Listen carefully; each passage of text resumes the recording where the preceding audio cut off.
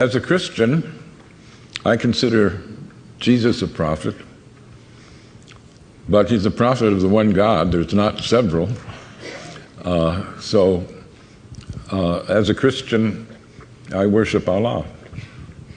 In the Quran, they ask Allah, through Muhammad, how they should pray. And here's one of many creeds in the Quran. We believe in God and in what was sent down to us and what was sent down to Abraham, Ishmael, Isaac, Jacob, and the 12 tribes, and what was given to Moses, Jesus, and all the prophets by the Lord. We make no distinction between any of them, and we devote ourselves to him in all of them. That's a very inclusive creed. The narrow definers of Judaism sometimes say that the chosen people are the circumcised, and narrow believers in Christianity sometimes say that the chosen people are the baptized. But the Quran says God's chosen people are all the monotheists from the beginning of the creation. And when we think of the succession of prophets, they're given great praise. Muhammad praises Moses. In some ways, the most important prophet before Muhammad, though they're all directly from God, it's Jesus. Jesus is given a bigger accreditation than other prophets. John the Baptist is made a prophet so that he can prophesy Jesus. Mary, his mother, is the only woman named in the Quran. No wife of Muhammad is named. There's no Adam and Eve, there's Adam and spouse.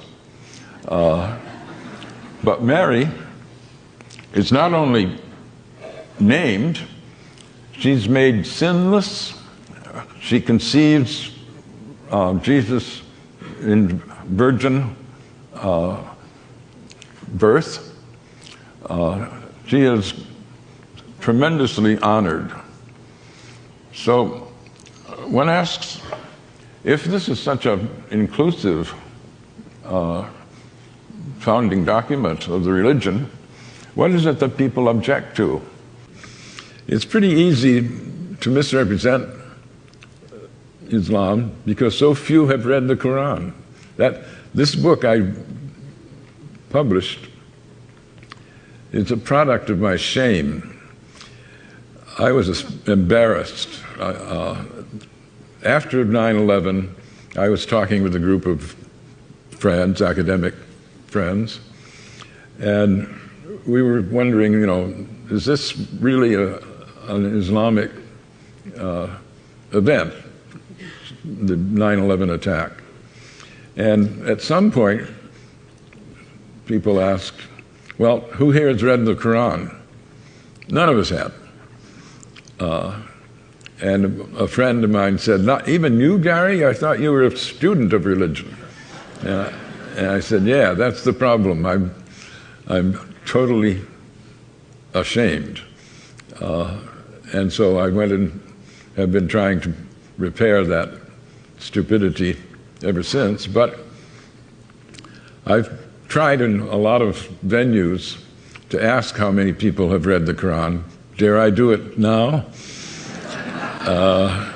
How many have read the Quran?